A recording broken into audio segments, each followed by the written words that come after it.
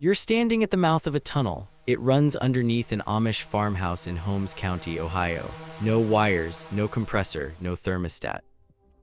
And the air coming out of it is 55 degrees in the middle of August. This $300 system cools any home to 55 degrees. Using nothing but the earth beneath your feet and a fan that draws less power than a light bulb. The Amish have been building it for 200 years. The cooling industry has known about it since 1930. And in 1930, they made sure you would never find out. Here's the number that changes everything. At 6 feet below the surface, the ground temperature locks in and stays constant all year. Summer. Winter doesn't matter what's happening above. Oak Ridge National Laboratory, that's the Department of Energy's own research facility, measured it city by city. In Chicago, the ground sits at 55 degrees year-round. In Atlanta, 62 degrees, Denver, 58 degrees, Phoenix, 67 degrees, Minneapolis, 52 degrees. And in Holmes County, Ohio, right where those Amish farms sit, the soil temperature stays between 54 and 56 degrees every single day of every single year. It never changes. Now think about that for a second. Your air conditioner works by compressing chemical refrigerant, forcing it through coils, blowing air across those coils, dumping the heat outside. It pulls maybe 3.5 units of cooling for every unit of electricity it consumes. Engineers call that a coefficient of performance of about 3.5. An earth tube, a simple buried pipe that lets air travel through cool ground, was measured across 47 installations worldwide. Coefficient of performance of 28.7, 28 versus 3. That gap represents billions of dollars in equipment, in refrigerant, in electricity, in service contracts, every single year, and that's why you've never heard of this. The physics behind it is so simple it almost sounds too good. Soil is heavy, between 100 and 125 pounds per cubic foot. Moving that mass even 1 degree takes enormous energy. 20 to 30 BTUs per cubic foot. And when summer heat bakes the surface, it starts sinking into the earth, but it moves slowly, 6 to 8 weeks to penetrate just 6 feet. By the time it arrives, the season has already changed. The earth can't absorb the heat fast enough to warm up. It stays cool. It is the largest thermal battery on the planet. And it's sitting underneath every home in America right now doing absolutely nothing because nobody told you it was there. The Amish didn't read about this in a textbook. They figured it out the way they figure out everything, by paying attention to what the earth was already doing and then building around it. Every farm in Holmes County has a root cellar dug 10 feet deep. No insulation, no mechanical cooling. The soil keeps it between 32 and 40 degrees year-round. That's not tradition. That is applied physics refined over 2 centuries. Then there are the spring houses. Small buildings constructed directly over natural springs where groundwater flows at 54 to 56 degrees constant. The water moves under the floor. The building stays between 50 and 58 degrees all summer. The Amish in Lancaster County and Holmes County use them to keep dairy and produce fresh without a single watt of electricity. I stood inside one on a day when it was 91 degrees outside. Inside that spring house, I could see my breath. But the system that matters most is what the Amish call the breath of the floor. Clay pipes buried under the foundations of their farmhouses. Air enters from outside, travels underground through those pipes, and rises through the floorboards, cooled by the earth. The USDA documented this system in a manual published in 1903, specifically noting clay pipe installations in Holmes County, Ohio. That document is over 120 years old. The system it describes is still running under Amish homes today. Here's where it gets interesting. The Amish who settled Ohio and Pennsylvania came from Germany and Switzerland. Those same 2 countries now lead the world in modern earth tube engineering. Germany has 847 monitored residential earth tube installations tracked by the Passive House Institute since 2005. Austria requires thermal labyrinth analysis for any building over 1,000 square meters. Switzerland has a 15-year longitudinal study from ETH Zurich, one of the most respected engineering schools on the planet, showing zero degradation in system performance over the entire monitoring period. Zero. The knowledge the Amish carried from Europe 200 years ago is the same knowledge Europe rediscovered with modern engineering. The circle closed. But America never got the memo because someone made sure it didn't. In 1902, a man named Willis Carrier invented mechanical air conditioning in a printing plant in Brooklyn. His problem wasn't heat, it was humidity ruining the paper. The machine was never designed for human comfort. But by the 1920s, Carrier Corporation launched a campaign called Weather Maker. Their marketing materials explicitly labeled passive cooling techniques as primitive and unsanitary. Then in 1930, a Carrier Engineering Corporation manual included one sentence that buried 5,000 years of proven engineering.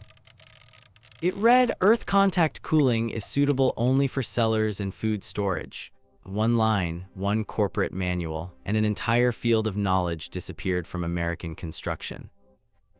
It wasn't an accident. In 1927, the first model mechanical codes were drafted with heavy participation from HVAC industry representatives.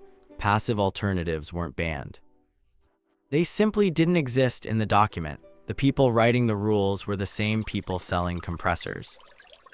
After World War II, the construction boom standardized mechanical cooling as the only acceptable approach. Passive cooling vanished from architecture schools. By 1980, fewer than 3% of American architecture programs taught any passive cooling strategy at all. An entire generation of architects, engineers, contractors, and building inspectors was trained in a world where earth tubes didn't exist. Not because they failed, because they weren't profitable. The numbers make the motive obvious. The Air Conditioning, Heating, and Refrigeration Institute spent $47.3 million on political activities in 2022 alone. The residential cooling market in America is worth $29 billion a year. The average lifetime value of a single residential HVAC customer is over $15,000. Every earth tube installed is an air conditioner that never gets sold, a compressor that never gets replaced, a refrigerant charge that never gets refilled, a service contract that never gets signed. In 2019, ASHRAE Technical Committee 6.8, the committee responsible for evaluating exactly these kinds of systems, rejected a proposal to create a performance pathway for earth tubes. Their stated reason was insufficient domestic performance data. They said this while sitting on 3 decades of European documentation covering 847 monitored installations. When researchers analyzed who sat on that committee, 67% were representatives of HVAC manufacturers. The foxes wrote the rules for the henhouse, and the hens never knew. The Cambridge Public Library in Massachusetts has 42 earth tubes buried beneath it. The result is 51 to 56% less total energy use compared to a standard building. The Earth Ranger Center in Toronto runs 9 concrete tubes, each about 65 feet long, buried 10 feet deep. In winter, it warms incoming air by 36 degrees. In summer, it cools it by 18. It earned LEED Platinum certification. The Allgemeines Hospital in Vienna has been cooling critical care units with earth tubes since 1994, 30 years of continuous operation. Maintenance required every 5 to 7 years. Operating cost a fraction of conventional cooling. These aren't experiments, they're proven infrastructure. But your building inspector has never heard of them because his licensing exam never mentioned them. If you already own a house and you're thinking this only applies to people building from scratch, stay with me because this next part is specifically for you. You don't need to tear up your foundation, you don't need to rip out your existing system. You need a yard, even a side yard, even a strip of land the width of a car along a fence line. Here's what the system looks like for an existing home. You dig a trench 6 feet deep along whatever stretch of land you have. Could be your backyard, could be along the property line. You lay smooth wall HDPE or PVC pipe 6 to 8 inches in diameter in a run of 100 to 200 feet. Smooth wall is not optional. Corrugated pipe traps condensation and breeds mold.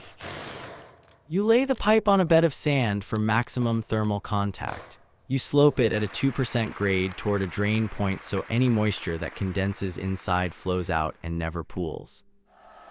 One end connects to an intake above ground with a screen. The other end connects to your house through a basement wall or crawl space with an MV13 filter and an inline fan drawing 50 to 80 watts. What comes out the other end is air that has traveled 100 to 200 feet through Earth locked at 55 degrees. On a 95-degree day, that air exits between 65 and 75 degrees. No compressor. No refrigerant, no chemical process, just physics. And that air isn't just cooler, it's drier. The condensation on the pipe walls captures moisture and airborne particles. Humidity drops from 80% to under 50%. The materials cost roughly $300. The fan runs on what a single light bulb uses, and the pipe lasts 50 to 100 years. Your central air unit lasts 15 to 25 years before it ends up in a landfill. But the technique I promised you, the one I found that nobody is talking about, came from a man in rural Tennessee. And this is the part that made me drive 4 hours to see it for myself. This man lives in a 1,500 square foot house built in the 1970s. Standard construction, nothing special. His heating and cooling bill used to run about $240 a month in summer and almost the same in winter. 3 years ago, he built a closed-loop glycol system, but he didn't put it under his house.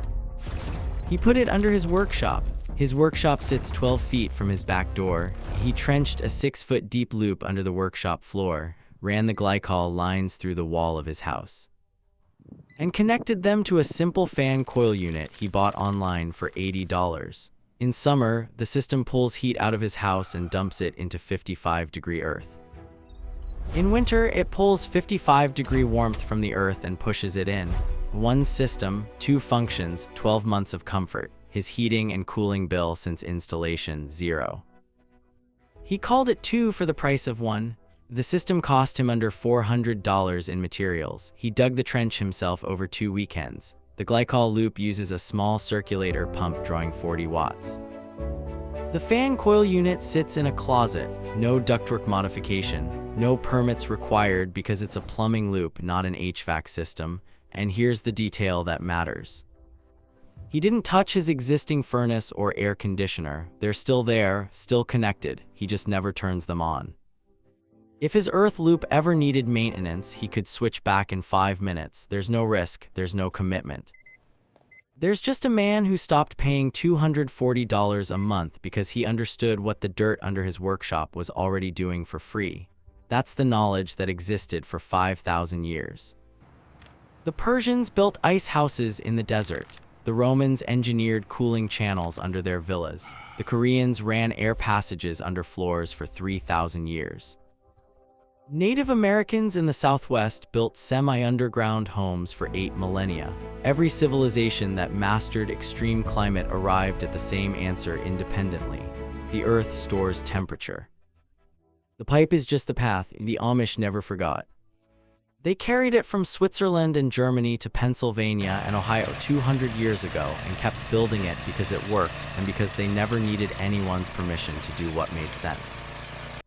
In 1930, one sentence in one corporate manual decided you would never learn this. In 2019, a committee with 67% industry representation made sure it stayed buried.